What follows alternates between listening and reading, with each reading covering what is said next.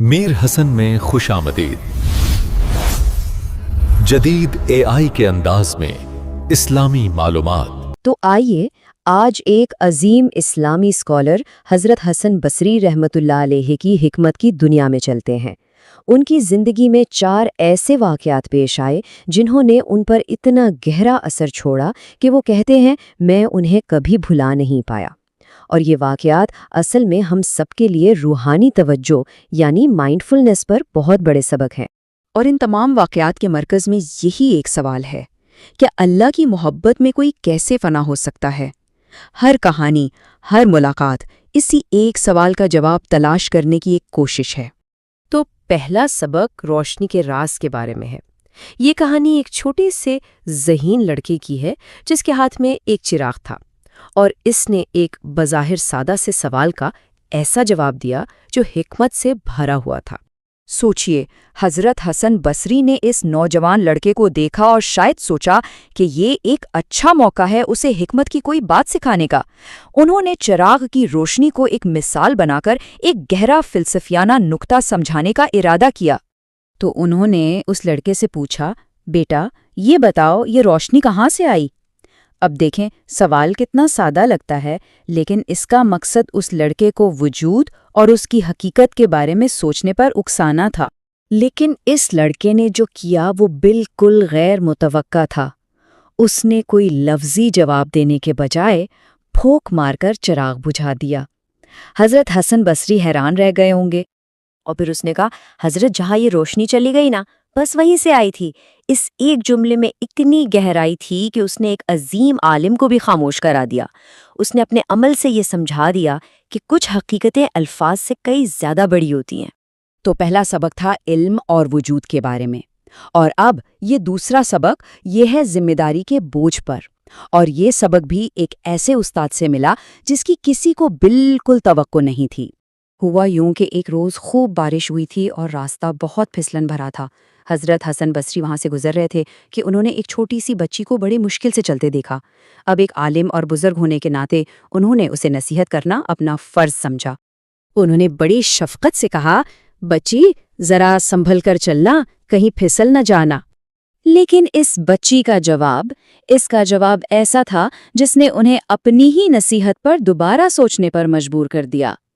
اس نے کہا، حضرت اگر میں پھسل گئی تو نقصان صرف میرا ہوگا، لیکن آپ ذرا سنبھل کر قدم اٹھائیے گا۔ اگر آپ پھسل گئے تو پھر پوری قوم کا کیا بنے گا؟ اس چھوٹی سی بچی نے کتنا بڑا سبق سکھا دیا کہ جن لوگوں کا معاشرے میں کوئی مقام ہوتا ہے، جن کی لوگ پیروی کرتے ہیں، ان کی ذمہ داری بھی اتنی ہی بڑی ہوتی ہے۔ ان کا ایک غلط قدم صرف ان کا ذاتی نقصان نہیں، بلکہ یہ ان کے پیچھے چلنے والوں کے لیے بھی گمراہی کا سبب بن سکتا ہے۔ تیسرا سبق رازداری کی اہمیت کے بارے میں ہے۔ یہ بہت مختصر سی ملاقات ہے، لیکن اس کا پیغام بہت گہرا ہے، یہ کہ دوسروں کے عیبوں پر پردہ ڈالنا کتنا ضروری ہے۔ اس شخص کی اس سادہ سی درخواست میں ایک گہری روحانی سچائی چھپی تھی۔ اس نے دنیا میں کسی کا راز رکھنے کو سیدھا اللہ کی رحمت سے جوڑ دیا، یہ یاد دلاتے ہوئے کہ جیسا سلوک ہم دوسروں سے کرتے ہیں ویسا ہی ہمارے ساتھ بھی کیا جائے گا۔ اور اب چوتھی اور آخری کہانی، اور شاید ان سب میں سب سے زیادہ گہری کہانی یہی ہے۔ یہ ہمیں سچی محبت اور عبادت میں مکمل ڈوب جانے کی فطرت کے بارے میں بتاتی ہے۔ کہانی کا آغاز ایک جھگڑے سے ہوتا ہے۔ ایک شخص نماز پڑھ رہا ہے اور ایک بہت غمزدہ عورت بے دھیانی میں اس کے سامنے سے گزر جاتی ہے۔ بس اس بات پر وہ شخص غصے میں آ جاتا ہے۔ اس شخص نے اپنی عبادت کو سب سے اہم سمجھا اور غصے سے اس عورت کو ڈانٹا، یہ سوچتے ہوئے کہ اس عورت نے اس کے اور خدا کے درمیان آ کر ایک بہت بڑا گناہ کر دیا ہے۔ لیکن عورت نے بتایا کہ وہ اپنے شوہر کے غم میں اس قدر ڈوبی ہوئی تھی، اتنی پریشان تھی کہ اسے اپنے ارد گرد کا کچھ ہوش ہی نہیں تھا۔ اس کی دنیاوی محبت نے اسے ہر چیز سے بے خبر کر دیا تھا۔ اور پھر اس عورت نے وہ سوال پوچھا جو اس پوری کہانی کا نچوڑ ہے۔ اس نے کہا، میں تو ایک انسان کی محبت میں اتنی کھوئی ہوئی تھی کہ مجھے تم نظر ہی نہیں آئے۔ تم تو اللہ کی محبت میں گرفتار تھے، تمہیں میں کیسے نظر آ گئی؟ یہاں پر فرق بالکل صاف ہے۔ ایک طرف دنیاوی محبت ہے جس نے اس عورت کو اپنے آس پاس سے مکمل طور پر غافل کر دیا تھا، اور دوسری طرف الہی محبت کا دعویٰ ہے، لیکن اس میں اتنی بھی توجہ نہیں کہ ایک انسان کے گزرنے سے دھیان نہ بھٹکے۔